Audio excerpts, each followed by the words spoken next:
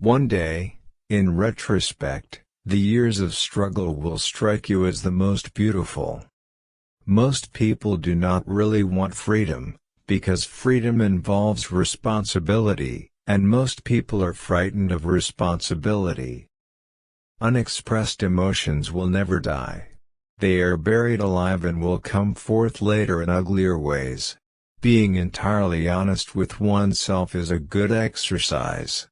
We are never so defenseless against suffering as when we love.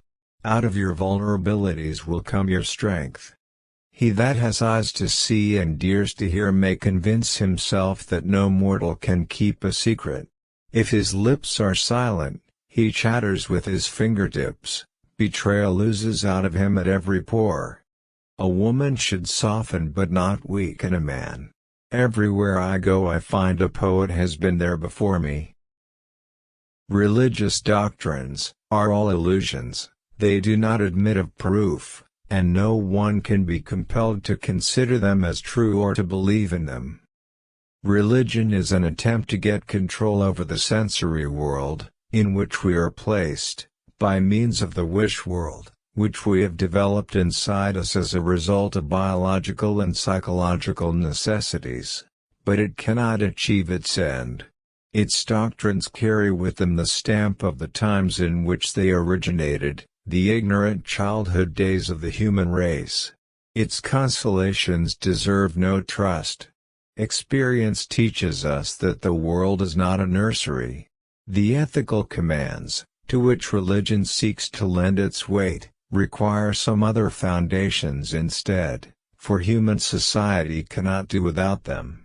If one attempts to assign to religion its place in man's evolution, it seems not so much to be a lasting acquisition, as a parallel to the neurosis which the civilized individual must pass through on his way from childhood to maturity.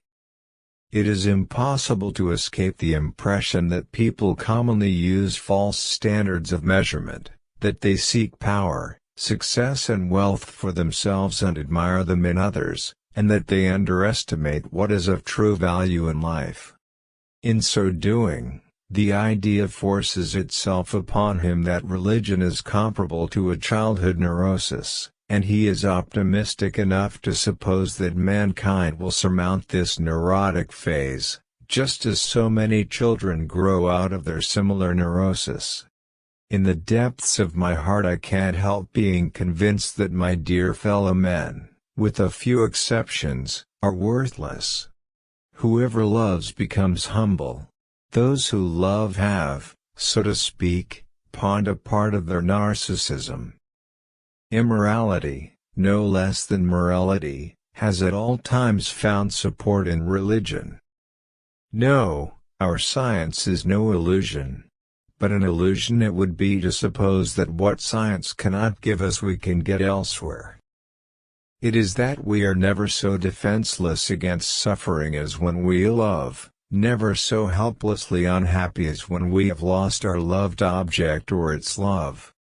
The behavior of a human being in sexual matters is often a prototype for the whole of his other modes of reaction in life.